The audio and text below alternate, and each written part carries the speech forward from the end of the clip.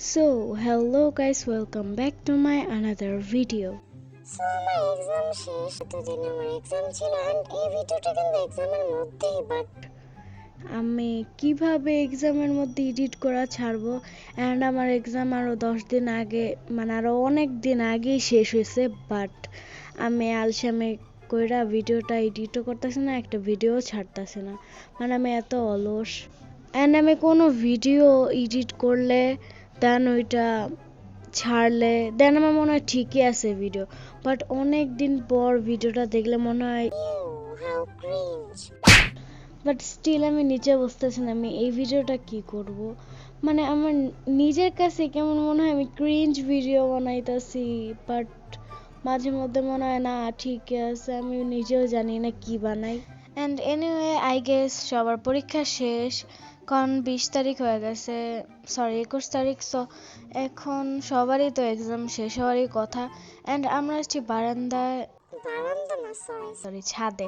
So ছাদে এখানে আমরা মানে কি বলে আমার আম্মু দেন আপু সবাই মিলে ছাদটা পরিষ্কার করতেছে। ছাদে আমাদের একটা রুম আছে, এখানে ভাড়া দেওয়া ছিল বাট চলে গেছে, মানে আমাদের এই রুমটা লাগবে তাই, মানে বিভিন্ন আলতু ফালতু জিনিস এই জায়গায় রাখার জন্য আর কি।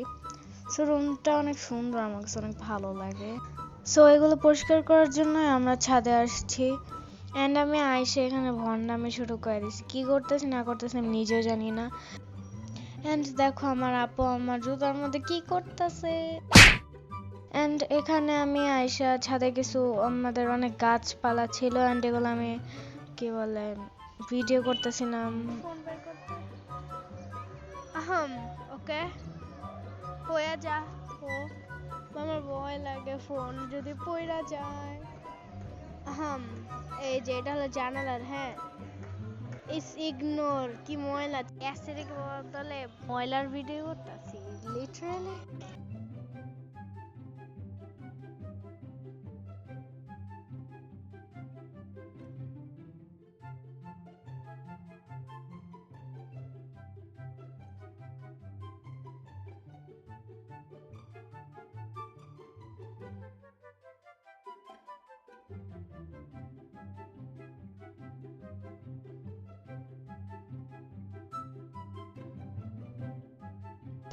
অ্যান্ড দেন এখানে ছাদ পরিষ্কার সময় আমি বলতেছিলাম এটা ফালাইতে, অ্যান্ড আমার আপু ফালাই দিছে অ্যান্ড আম্মু বকতাছিল যে ফালাইছো তো কার মাথায় পড়ছে যা।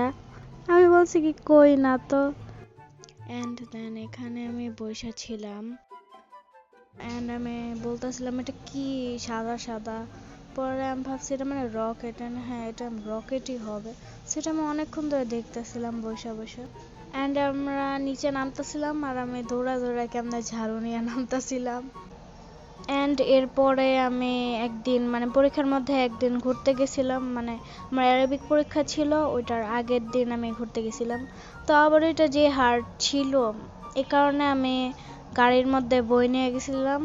আমি কতবার বলছি যাবো না, তাও আমার জোর করে নিয়ে গেছে।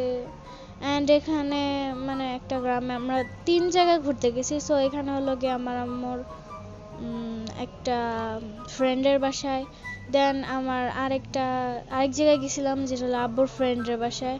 অ্যান্ড এই যে আমার আব্বুর ফ্রেন্ডের বাসায় এখানে একটা মুরগির ফার্ম আছে অ্যান্ড এখানে আমি গেছি। আমার এই জায়গার গন্ধটা অনেক বাজে, যাই হোক। সো এখানে আমি গরুর ভিডিও করতেছিলাম, ওয়াই আই ডোন্ট নো।